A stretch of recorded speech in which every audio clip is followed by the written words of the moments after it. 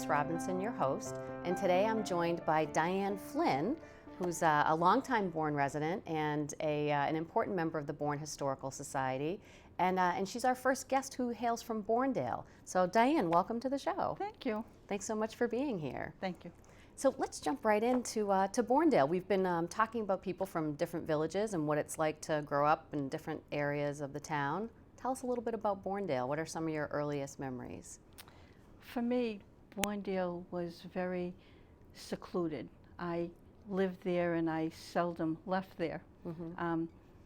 My parents had purchased our home in Bournedale back in the 1940s, and they moved right there once they had me as a child. I didn't realize then, but it was a protection of me. A deliberate decision? Yeah. Right. Yeah. I was born in Brockton and Faniff Hospital, and I was abandoned there. And a nurse back then, that was over 70 years ago, there wasn't a whole lot of paperwork when things like that happened. And a nurse there knew my parents, and they knew that they wanted a child but couldn't because of my mother's physical condition. Oh. So she brought her to my parents, and there I was for the rest of my life. Wow. Yes. That must have been, I mean, what an incredible experience. What a gift you were to your mother, who probably, you know, desperately wanted children, and she suddenly gets a baby girl. Right. So. They never told me about this, though, all through my growing up. Oh, wow. So I was Diane Huff. Yeah, yeah. So how did you find out? You know now. I do know now. Yeah. Back in when I was about 40, I had a medical condition that I had to know my medical history, and my mother had passed away, but I asked my father about my medical history, his family history, my mother's family history, and he said he couldn't tell me, and at that time he told me that they had received me back in 1945, and there wasn't any. So you found out in your 40s. I mean, so when you were getting your driver's license, when you were going to college, I mean, did you have a birth certificate? What? No, I didn't. Wow. Actually. When I got married, and I got married very young, my father went with me to town hall here in Bourne, and had this little piece of paper, and showed it to the town clerk, who was Mary McDonough at the time, and you know, that was enough. And the piece of paper was just a little piece like of paper, a receipt that was from all the worn. hospital or something. Yeah. It was all worn and everything, and I guess those are the benefits of a small town. They absolutely. Yeah. Absolutely. Wow. And then I went to college. I went to Bridgewater State. Okay. And I got an associate's degree in pre-primary child education, which at that time was just coming into bloom. Mm-hmm. And shortly after that, I joined the service. Oh. And what branch of the service? The Army. Okay. Oh, is that the only branch that admitted women, or? No. That's unusual for women to be in the service during that era. Yeah. Were you one of the few? I was one of three actually in Massachusetts. I went in as a National Guard. Yep. And that helped me to support my family, because at that time I did have 4 children. Yeah. And I was a single mom. Wow. Yeah. Wow. But growing up in Bournedale, again, it was very secure. It was very safe. My parents knew where I was. I didn't leave unless I was chaperoned. And again, my mother was an invalid, so she wasn't able to take me around like parents do nowadays. And my father had a business in Bournedale, who he had to devote most of his time to between that and my mother's care. What was your father's business? It was Lineville Machine Company in 1945, and they made iron lungs. Oh, wow. They literally produced the whole iron lung. Yeah. And he had moved down from Brockton, where they had a machine shop up there, to Bournedale again, to make this safe life for me. So they were in Brockton, and that's how they knew the nurse at the Brockton Hospital, and then they decided once you were on the horizon to move to the small town to keep you safe. Small village. Yes, yes, yeah. And it was at one time, Bournedale had a train station. Oh, I didn't know that. But this was before I was born. Okay, yeah. And I mean, was it trains to Boston? What kind of traffic would go through that station? The train would come from Boston to Hyannis. Okay. And then it would cut through Bournedale? It would go through Bournedale. And then I can't even picture where, so it would then follow along the canal, go over the train bridge, and then head to Hyannis, or was? No, it stayed right on the Bournedale side of the canal. Oh, okay, okay, yeah. All right, that makes sense. And my house was the house across from the Bournedale schoolhouse, or is the house across from the Bournedale schoolhouse. That little red schoolhouse that's still there, yeah, yes, yeah. And I brought a picture of the schoolhouse when it had its first graduating class. Did you go to that school? Oh, no. Okay. No, okay, no. Yeah. This was, again, early Bournedale. Okay, yeah. But the stone wall in front of my house when I was in the 2nd grade, again, I lived in a home that had a backyard that was all fenced in. Mm-hmm. And I was in the 2nd grade, and my parents asked me to put my bike away because I was riding it in the backyard. And it was a tricycle. In the 2nd grade. And when I was driving around the house, we had a big stone wall, and I fell off the stone wall on my bike and broke my nose. Oh, no. Oh, yeah. So even though your parents did everything to protect you, yes. And yeah. And they had no idea that this had happened, and the gentleman across the street, Seth Hallway, saw it happen, I guess, and he picked me up and he brought me into the house. But yeah. That has to be one of your earliest memories. Yes, yeah, it is. Yeah. And when I was about 4 years old, maybe 5 years old, my brother was brought into the family, and I knew he was adopted. He had red hair, and when he first came to us, I had all of these different toys because I was an only child, and he broke my ironing board, and I was very perturbed, but I do remember that. Yeah. So Bournedale, it's sort of, I've heard it referred to as the Forgotten Village. It is, and there's this wonderful book, Yep.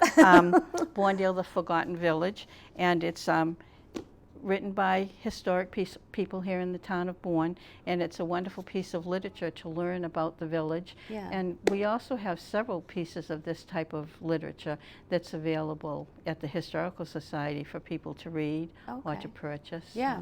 At the gift, could they get it at the gift shop? Yes, they can. At Uptuxet Trading Post. Oh, Yep. okay.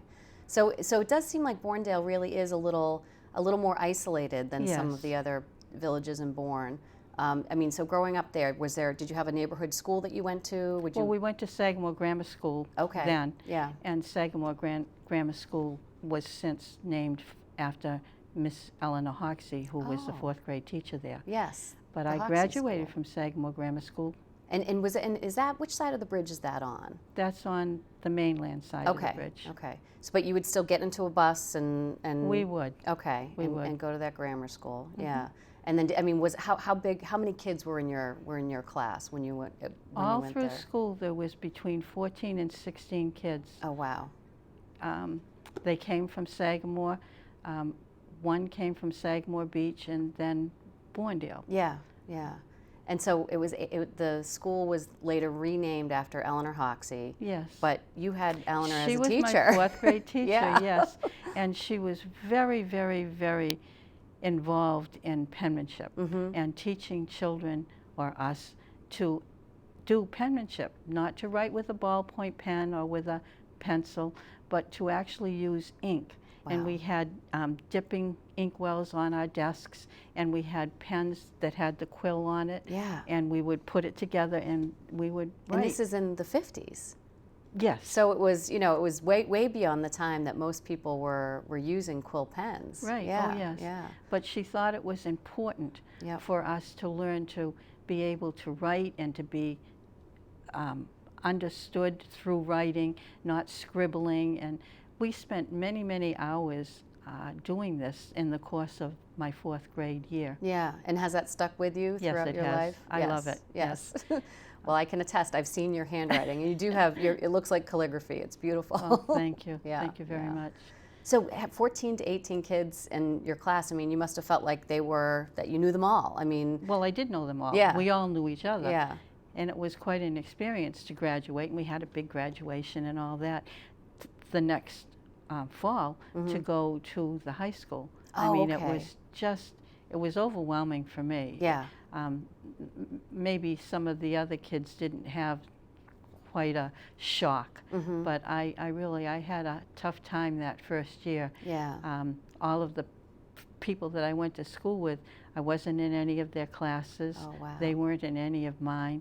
I had to make all new friends. Yeah. And it was an experience. Yeah, that's hard. tough. Yeah. So you went from being a protected, treasured child in that little forgotten village to suddenly being in the big school. Yeah. Exactly. And that was that was at the. It was at the Cody Junior. Well, yes. At my era, it was Cody. Right. Cody Junior High School. But it. Yeah. Yes. Yeah. And in my junior year, we moved to the new high school. Okay. Where we are now. Oh, okay. Okay. Yeah. So when did you graduate from high school? 1963. All right. Yeah. So tell me what the life of like a high school student was around that time. Well, it was interesting. We did a lot of things in groups. We didn't single out with boyfriend, girlfriend type of thing, Yeah. at least the kids that I was friendly with. Sports was a really big thing. Yeah. During football season, we'd have bonfires and we'd have pep rallies and fun. that sort of thing. Yeah. Yeah. So and everybody would go to the games. everybody would go to the game. Yeah. Now, and did you have a car? Were you driving around, or did you have? No, I never had a car Yeah. in high school. It Yeah. wasn't until I was married. So how would you get around town? Well, again, we would go in groups, and still, my parents were very protective over me. My cousins lived in Bournedale. I had 3 boy cousins. Yeah. So it was always their responsibility to keep their eye on me and Yep. make sure everything was fine. Yeah. Yeah. So you grew up pretty protected. I did. Yeah. I did. Was it a shock to get out in the world and to be at college? I mean, what was the contrast when you sort of? It was really a shock. Yeah. It was difficult to concentrate. It was scary for me. So I had that scare factor as well as just all these new things I was experiencing. Right. How did you get over that? Well, my father was really very helpful in that respect. Yeah. And he himself was a teacher at Brockton High School. He taught mechanics. So he was really very, very helpful. Yeah. So now you've born in Brockton, raised in Bournedale, and then you raised your family in Bournedale. I did. Yeah. I did. How far away from your family home? Did you stick to the same neighborhood? Because my mother was an invalid and a lot of her care, it was always care by the family. Yeah. My father had a garage at the end of his piece of property in Bournedale, and we converted it into a home, and I lived right there. So I was nice. able to help with my mother. Yeah. And my children grew up there, and it's a perfect place to grow up. Yeah. Do you think that their experience of Bournedale was vastly different than your own, or was it kind of similar? Does it feel like the same sort of town when they were growing up? I didn't try to coddle them as much as my parents did with me, because I knew what the effect was. And the kids, once they went to school, they weren't in that, again, small school environment. They were going to the Hoxie School, and then they went to the junior high school. They went to school out on base. So, they had a much open time to grow up. Yeah. But my own childhood, I spent some time in Bournedale, and it does feel like the neighborhood itself. It does feel old-fashioned, sort of, in a really nice way. That the people that are there know each other, and Exactly. Yeah. There was a ball field when I was growing up out behind the hallway house that we always played ball at, and there was a path through the woods that we could walk down to Ricky's store and get ice cream, which is now the Seafood Shanty. Oh, okay. Yeah. Did you ever make it down to the other side, that Bournedale country store, and then there was a little town hall there too, right? Or Right, a little village place. Yeah.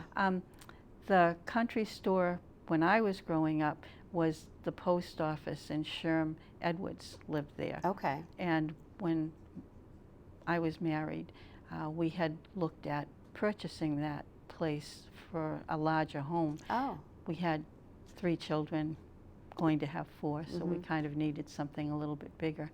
And the coffee shop, which is now Barlow's Clam Shack, I used to work there when I was 14 and 15. Oh, that's wonderful. But it was a coffee shop. Yeah, yeah. So there was a lot in the village that you know, kind of supported Yeah. the people who lived there. Yeah, and so just so our audience knows, when you're mentioning Barlow's Clam Shack, that's your business. Yes. So it was the coffee shop your first job?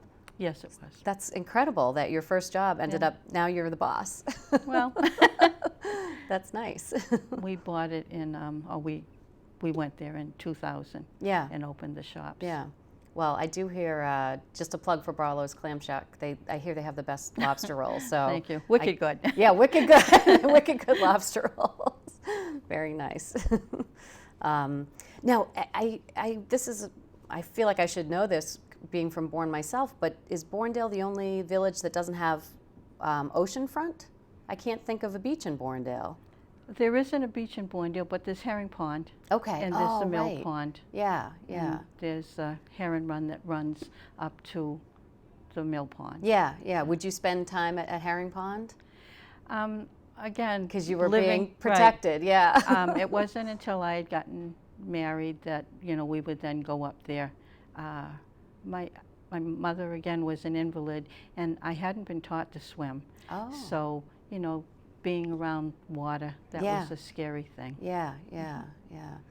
Yeah, yeah, I can imagine. So to this day, water's not your thing. Well, water is my thing. For 30 years, I commercially fished Right. in the town with Skip. Okay. Do you swim now? No. Okay. So water's your thing if you're on top of it in a boat. Yeah.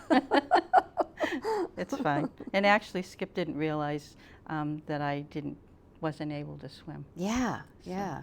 I think everybody assumes growing up on the Cape, you know, you're in ponds or at Right. the beach at some point. Right. So yeah, yeah. So how did you end up getting involved with the Bourne Historical Society? Well, Skip was involved first, and then, you know, I just kind of came along. And Skip's your partner? Yes, Yep. he is. Yep. For almost 40 years now. 40 years, all right. And we always support each other in different things that we do. My father always encouraged me to volunteer, and he explained to me the importance of volunteering in your community. Yeah. And I always tried to follow that wish that he had. He was on the finance committee here in Bourne, and he was also on the committee that helped to bring forth the Upper Cape Regional Oh, wow. Tech School. Oh, yes. wow, yeah, yeah, that's an important part of the town. Right. Yeah. So Skip was asked to sit on the board, and he was going to meetings, and I started going to meetings, and here I am. Here you are. and you're a critical part of Well, the Historical Society. I mean, I don't think... nothing can be done without the support of the Holing right, community. Yeah. And It's a good team, but... it is. But you're definitely, you know, leading the charge there in many ways. And I did want to just touch upon, I mean, you know, now that we're getting, you know, into spring and summer, things are getting busy over there. They are. Not that they haven't been busy all winter. Yeah, no, I know. But we do have a lot of really great public events coming up. We do. Are there any that you wanted to highlight or mention? Well, starting in May, we start to have our events that invite the community to come. Yep. And we are going to have the Pirate Festival. And we have pirates from Onset coming over to invade us. Oh, nice. Oh, yes. Okay. So are we looking for Bourne pirates to come defend? We are looking for Bourne pirates, yes. That's great. And come dressed. Okay. And it's a lot of fun. We do different games and things with the kids, and we have treasure hunts, and they can go digging for treasure in the sand. Oh, and nice. There'll be entertainment, and of course the food. Yeah, I haven't done a Pirates Festival. This will be my you'll have first one fun. This year. You'll yeah. have fun, yeah. So it's obviously family friendly. It is. Geared towards kids. Right. What can and the hours, I think I've got it right here. It's 11 to 3 o'clock on May 14th. So that's a Right. Saturday. Right. So what can people expect when they show up? This year we're really going to lean heavily on the pirates, and they're a part of Bourne's history. Oh, and nice. there is quite a bit of information about Bourne pirates. Yeah. And one of the reasons that Ebtuxet was built where it was to prevent pirating. Oh. with trade. Yeah, So- yeah. Now, it's because it was positioned far enough up the river that a pirate wouldn't want to... That's my understanding. Yeah. That's one thing I really love about the Bourne Historical Society's events. It's fun, but I always learn something too. Oh, good. I mean, I know, like there's, all the talks that we've been having in April, and there's always that little hint of history, and I think for Right. kids too, it's painless learning. They're having fun while Yeah. they're doing it. So. And that's part of the mission of the Historic Society, is to promote the education Yeah, of yeah. our community. Yeah, well, I'll look forward to the Pirate Festival. What else do we have going on in May? We've In got a... May, we open up Aptuxet Museum Complex, Mhm. and there's going to be a big blowout sale Okay. at the gift shop. Yep. Things are changing there, and there'll also be the Merry Month of May with lots of artisans and people coming to show their wares. And that one's on the 28th, I believe. The Merry Month of May Artisan Fair is on May 28th, the Right. Saturday. And the gift shop opens on the 27th, as does Aptuxet. Oh, nice. Okay. So when Uptuxet opens, what does that mean? Does that mean that people can come any day? Does that mean? I mean, what does it mean to visit Uptuxet? Well, there's several different places there that you can look.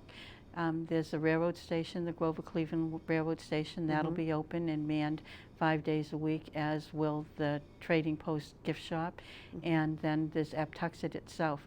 And there's wonderful tours that Carol gives there of the history of Aptuxet. Yeah.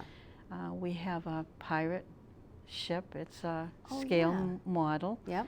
And this year we have the pavilion That's right. That's that has right. been built by 3 wonderful volunteers, Skip Barlow and Ted Ellis and Dickie Anderson.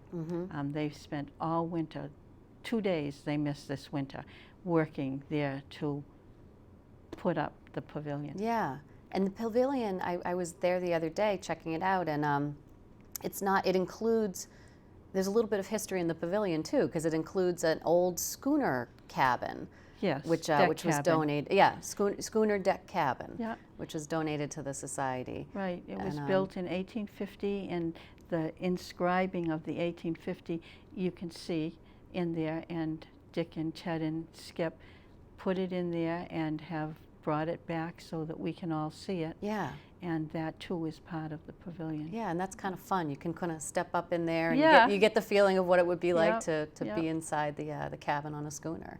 Yeah, oh, fun.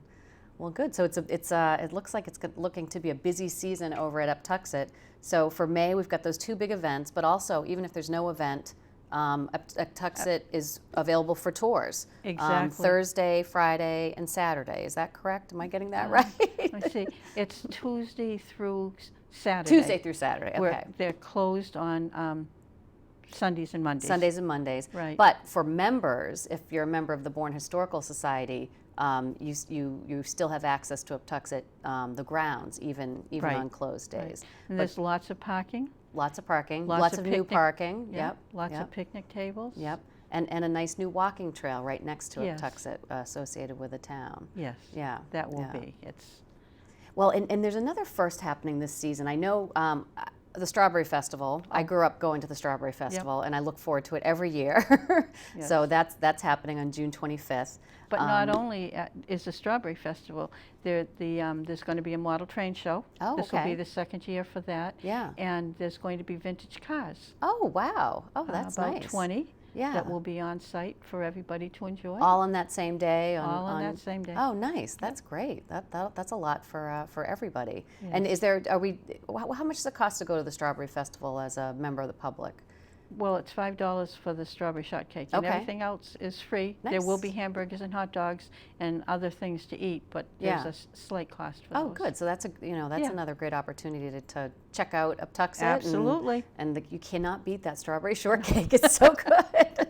I'll be saving my calories for it. Fresh whipped cream. Everything yes. is done Yep. from scratch. Fresh whipped cream, fresh baked biscuits. Yes. I know the ladies from the Historical Society spend days baking those biscuits, and Yep. the morning whipping that cream. It's really an experience. Yes. And then the setting right there on the Cape Cod Canal is incredible. But I did want to ask you about, because we're doing for the first time a farmer's market. What can you tell us Yes. about that? We dabbled in it a little bit last year, and this year we would really like to have a farmer's market with lots of fresh vegetables, but also breads and delightful desserts and a lot of artisans. And I just think it's going to be something very, very special. Yeah, and that's scheduled, that'll be starting up in July. July. Scheduled for Thursdays? Every Thursday Okay. through September. Yeah, all right. So we're interested, we're still building our list of vendors. We are. So if there's We vendors out there that might be interested in selling at the farmer's market, that would be a possibility. Yes. And then we hope to have some visitors too on Thursdays. So Diane, being a long lifetime Bourne resident, what's something that you can tell us about Bourne that might take us by surprise, or something people might not realize about either Bournedale or the Bourne Historic Society? The growth, and the people that do volunteer in this community. There's so many of them that go unvalued, and I just see that as something that is really brings Bourne to where it is today. Yeah, I would agree with you. I think, you're really an example of that. It's really, there are so many people that do this, and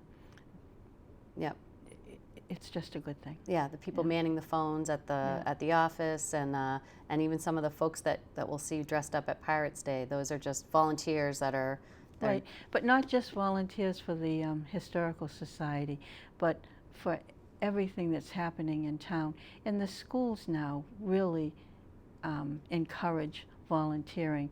There's a young girl on Facebook that her parents are looking for her to have a volunteer situation in the town. And it's just, I think that's what really makes a community a community. Yeah.